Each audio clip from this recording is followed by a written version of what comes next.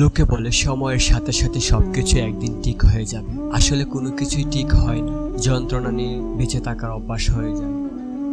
রেগে গিয়ে চিৎকার করে কথা বলা ব্যক্তিটির মনও সরল হয়, কিন্তু যে ব্যক্তি রেগে গিয়ে চুপ থেকে হাসি মুখে কথা বলে সে শয়তানের থেকেও ভয়ঙ্কর। পৃথিবীর সব থেকে সুন্দর সম্পর্ক কোনটা জানো? যেখানে দুজন দুজনের কাছে গুরুত্ব পায়। দুঃখ কিসের, প্রাণ খুলে হাসো। সবার জীবনের সমস্যা আছে। ভালো খারাপ তো একটি দৃষ্টিভঙ্গি।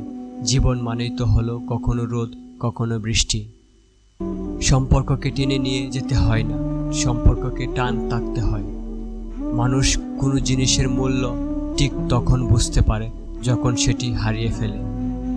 যেটা খুব সহজে পাওয়া যায় সেটা হলো কষ্ট, যেটা খুব কষ্ট করে পেতে হয় সেটা হলো সম্মান। যেটা মন থেকে পাওয়া যায় সেটা হলো ভালোবাসা, আর যেটা ভাগ্য করে পাওয়া যায় সেটাই হচ্ছে বন্ধুত্ব। আমাদের পাড়ার মোড়ে একটি খামারের দোকান ছিল। খামার সারাদিন কাজ করে, আর তার ছোট্ট ছেলে সারাদিন তার পাশে থেকে বাবার মুখের নানান গল্প শুনে। খেলাধুলা করার চেয়ে বাবার মুখের গল্প শোনাটাই তার সবচেয়ে বেশি পছন্দ। এরকমই একদিন সেই ছোট্ট বাচ্চাটি তার বাবাকে জিজ্ঞাসা করলো, বাবা, এই পৃথিবীতে তো সব কিছুরই মূল্য আছে, তাহলে মানুষের মূল্য কত? এত ছোট্ট একটা বাচ্চার মুখে এরকম প্রশ্ন শোনার জন্য মোটেও প্রস্তুত ছিলেন না সেই কামাল। কিছুটা থমকে গিয়ে তিনি উত্তর দিলেন, বাবা, মানুষের মূল্য নির্ধারণ করা যায় না। একজন মানুষের মূল্য নির্ধারণ করা খুবই কঠিন কাজ।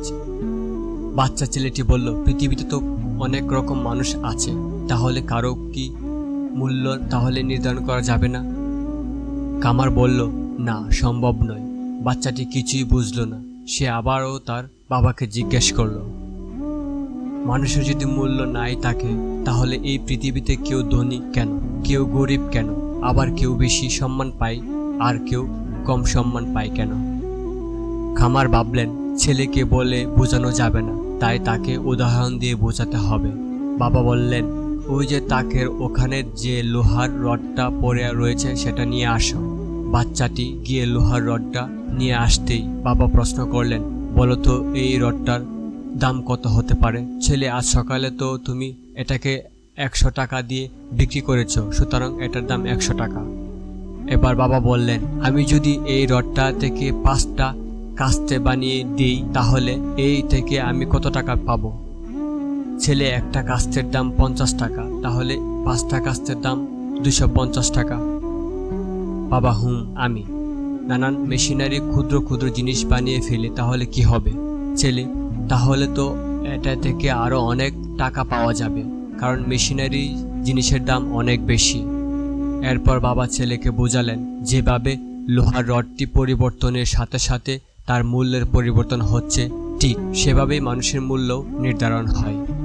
একজন মানুষ বর্তমান কী অবস্থায় আছে এবং ভবিষ্যৎ তিনি নিজেকে কোন জায়গায় তুলবেন তার উপরেই সেই মানুষটির মূল্য নির্ধারিত হয়।